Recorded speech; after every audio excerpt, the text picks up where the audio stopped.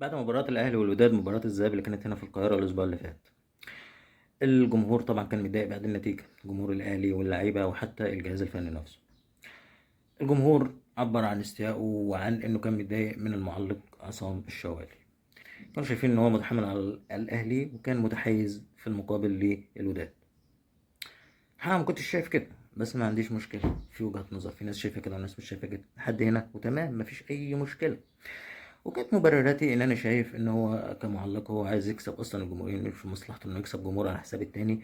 الا انه في الماتش كان شايف ان الاهلي يعني كرة تضيع، فيقول لك كرة بطولة ضاعت، كرة مش عارف. هو عصام الشوالي طول الوقت دي مصطلحاته ودي تعبيراته، في رأيي على الاقل. ولحد هنا زي ما قلت مفيش اي مشكلة. في كرة تانية حتى كانت طلعت على الأهلي، كانت خطيرة فطلعت كورنر، فقال سلامات سلامات، فحد تاني ممكن يقول إن هو كان بيشجع الأهلي. برضه ما علينا، زي ما قلنا لحد هنا تمام. في ناس شايفة كده وناس شايفة كده، مفيش أي مشكلة. لحد ما جه الإعلام ابتدى ياخد آراء الزملكاوية والمحايدين، فقال لك الأهلاوية يا جماعة دلوقتي متضايقين، فبيقولوا إن المعلق كان بيتحامل مع الوداد. فأقول لك لا مش مظبوط، فابتدوا يقولوا لهم لا مظبوط، فيقول لك لا ما هو حقه. فتقول له حقه ليه؟ يقول لك هو مصري. فتقوم تسكت كده وتقول له لا هو مش مصري. يقول لك شفت. طب هو بيشجع على قناة مصرية، بيعلق على قناة مصرية. فتسكت تاني نفس السكتة كده وتقول له لا برضه تصدق لا. فلو كده حقه ولا مش حقه. فتسكت. هو يعني انا مش فاهم فين المنطق. يعني هو المنطق ان دي قناة بتشتري حقوق بس، وبتعمل جهاز قد كده وبتبيعه في كل دول العالم. ليه؟ علشان في كل دولة بتقدم خدمة معينة وبتاخد فلوس مقابل الخدمة دي.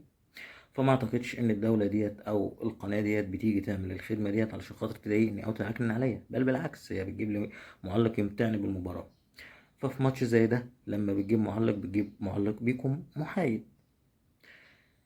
فانا كجمهور او كمستخدم للخدمة ديت بعبر عن مدى رضائي او مدى غضبي.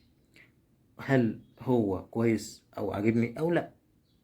ده مش نظام احنا مخترعينه، ده من نظام حتى في شركات الاتصالات. في اي شركة بتقدم اي خدمة دايما بيجي يقول لك ما مدى سعادتك بخدمتنا او ما مدى رضائك بخدمتنا. يعني فده مش حاجة على فكرة احنا مخترعينها، او مش حاجة اللي هو يعني بنكتشفها.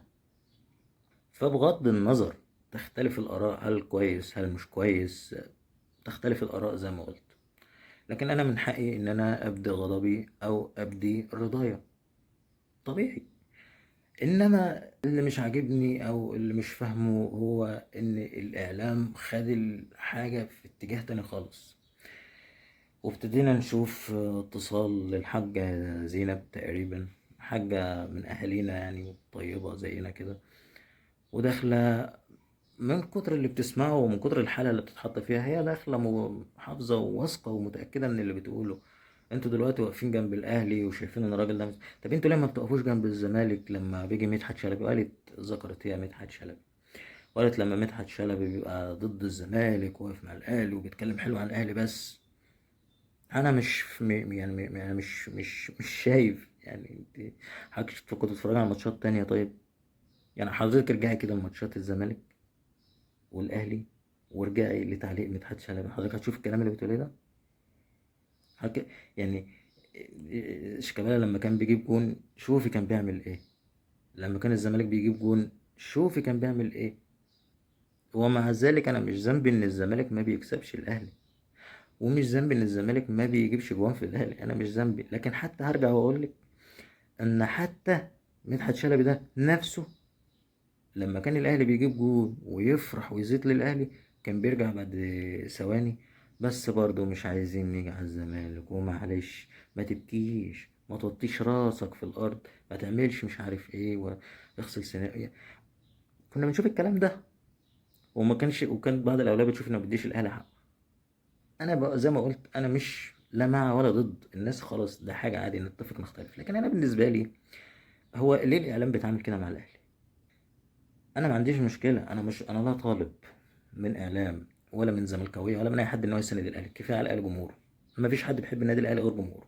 الاهلي اللي عمله في القاره وفي كل انديه القاره مش هيخلي حد يتعاطف معاه. انا ما عنديش مشكله بده، بس في المقابل ما تجيش تقول ان احنا بنساند، او في المقابل ما تجيش تقول ان النادي الاهلي نادي الدوله ومدلل افريقيا.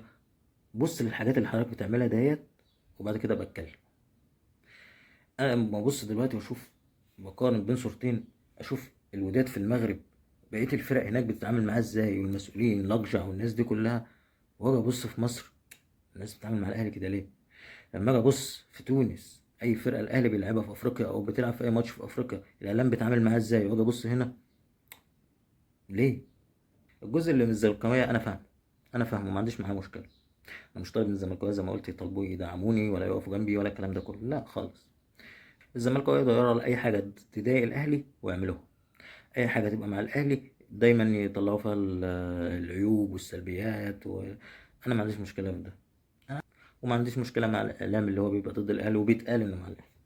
هي بس الفكره في حاجه، خليكم فاكرين انتوا بتعملوا ايه، علشان ما تجوش بعد كده وتقولوا ان الاهلي ده مدلل افريقيا، الاهلي ده بتاجل له مباريات، الاهلي ده بيتعمل له حاجات، الاهلي ده مش. انا مش هستنى من عصام الشوالي ومش هزعل منه انه قال الاهلي بيتاجل له مباريات. انا ازعل منه ليه؟ ما انا اجي اتكلم مع الناس اللي هنا اللي بتقول الكلام ده، الناس اللي بتقول الكلام ده وهي عارفه كويس قوي الاهلي بيتاجل له مباريات ليه. مش عشان يروح يصيف في الجونه، ولا عشان يروح يلف هنا وهنا، ولا ينام في البيت. الاهلي مفيش ماتش، مفيش اسبوع كان بيقعده، الاهلي كان كل اسبوع ماتش. الاهلي عمليا ونظريا كان بيلعب كل اسبوع. اكتر فريق لعب مباريات لو على الاجهاد فهو الاهلي. فالاهلي ما يتقالش عليه انه بتاجل له مباريات، متاجل له مباريات ديت تتاخد في سكه انه بيريح. الاهلي ما بيريحش. الاهلي اكتر فريق في القاره لعب مباريات، اكتر فريق معرض للاجهاد. فانا مش هستناها من عصام الشوالي وازعل منه والناس هنا اصلا بتقول الكلام ده.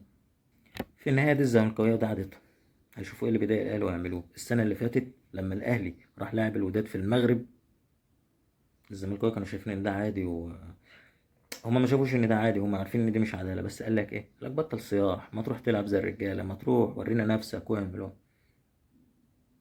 اتكلموش وقالوا ده عداله، ما وقفوش مع الاهلي، ما وقفوش ضد الظلم زي ما بيقولوا. هما دول الزملكاويه، هما دول الزملكاويه مع الاهلي، اللي واحد منهم جاي من المانيا مخصوص، ودافع فلوس كده وجاي من المانيا مخصوص عشان خاطر يشجع مش الزمالك، الوداد. ليه؟ عشان بيلعب ضد الاهلي. في النهايه هو ده الاعلام وهم دول الزملكاويه.